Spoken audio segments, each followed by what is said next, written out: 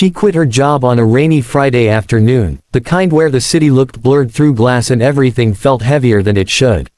She didn't make a scene. She didn't slam her badge on the desk or give a dramatic speech. She simply packed her things, sent a short resignation email, and walked out of the glass building that had once felt like the start of her future. Her reason had a name. Her boss. Arrogant, brilliant, and painfully untouchable, he ran meetings like battlefields and spoke like every word was a verdict. He never raised his voice, which somehow made it worse. His calm confidence, the way he corrected people without looking at them, the way he seemed to know everyone's weaknesses, it drained her. Working under him felt like standing in the shadow of someone who never noticed the darkness he cast. She told herself she wasn't quitting because of him. She told herself it was about growth, about finding a healthier environment. But the truth followed her out the door and into the elevator. She couldn't breathe in that office anymore. 2 weeks later, she started fresh at a mid-sized tech firm across town. Smaller building, warmer people, a CEO who smiled during interviews and asked about her goals instead of her limits. On her first day, she wore a light blouse, nervous but hopeful, clutching a coffee she barely drank. This was it, a reset. She was shown to her desk, introduced to her team, and given a welcome packet that included a handwritten note. She smiled for the first time in weeks. Then the room changed. It wasn't loud. It wasn't obvious. It was subtle, the way conversations softened, the way heads turned toward the glass doors at the end of the floor. She looked up, and her breath left her. He stood there, tall and composed, hands loosely folded behind his back, scanning the office like it already belonged to him. Same tailored suit, same unreadable expression, same presence that bent the room around him. Her former boss. Her heart slammed against her ribs. No, this wasn't possible. He worked for a massive corporation. He didn't just show up somewhere else. Someone near her whispered, "That's the owner." The word hit harder than anything else. Owner. She stared as he walked in, greeted by the CEO she'd met days earlier. They shook hands, smiling like old friends. Her mind raced, piecing together the impossible truth. He hadn't followed her. He had always been ahead of her. The meeting was called within minutes. Everyone gathered in the conference room, excitement buzzing. She sat near the end of the table, fingers clenched in her lap, eyes fixed on the notepad in front of her. When he spoke, his voice was calm, confident, unchanged. "I won't be here every day," he said. "But I take a personal interest in the culture of my companies.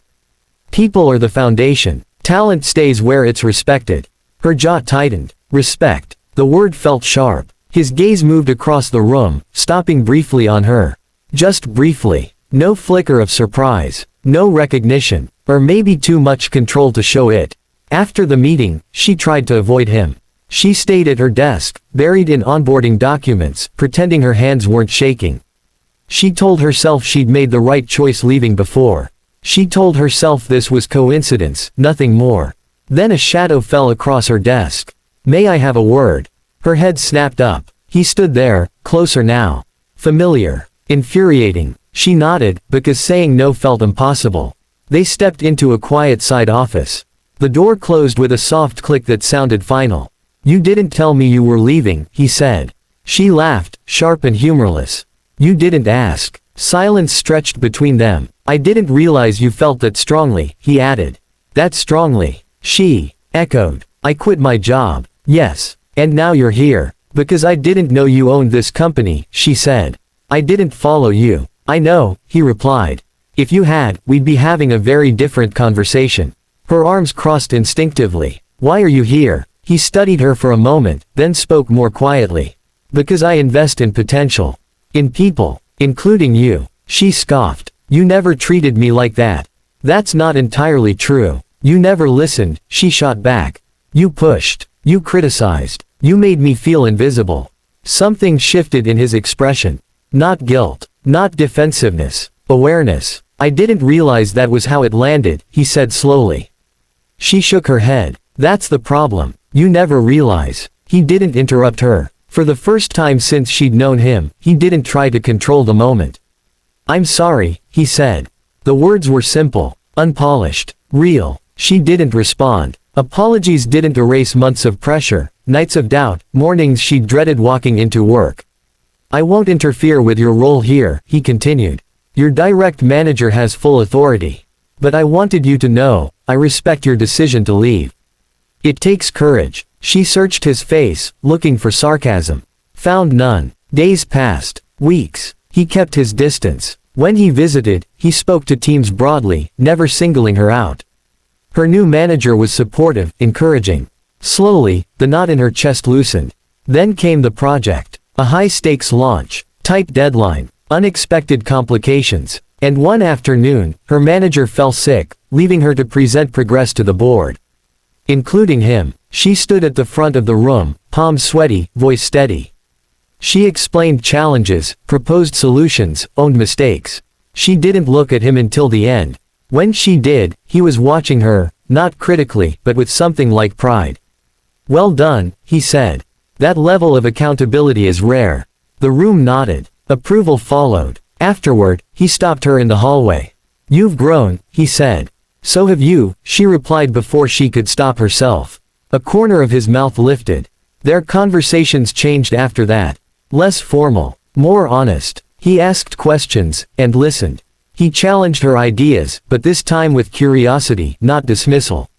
She found herself pushing back without fear. One evening, long after most of the office had cleared out, they found themselves alone in the break room.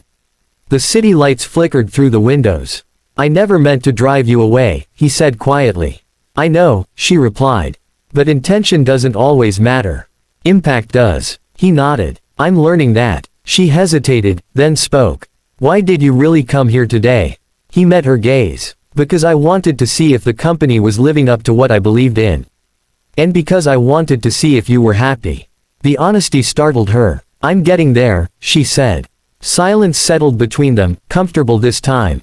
Months later, she stood in the same building where she'd once felt trapped, now promoted, confident, respected. He remained involved but distant, careful not to blur lines. On her last day before a planned vacation, he stopped by her desk. You were right to leave, he said. She smiled. And you were right to show up.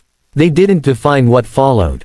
They didn't rush. Some stories didn't need labels to be real. What mattered was that she no longer felt small. And he finally saw the strength he'd almost lost by never looking closely enough.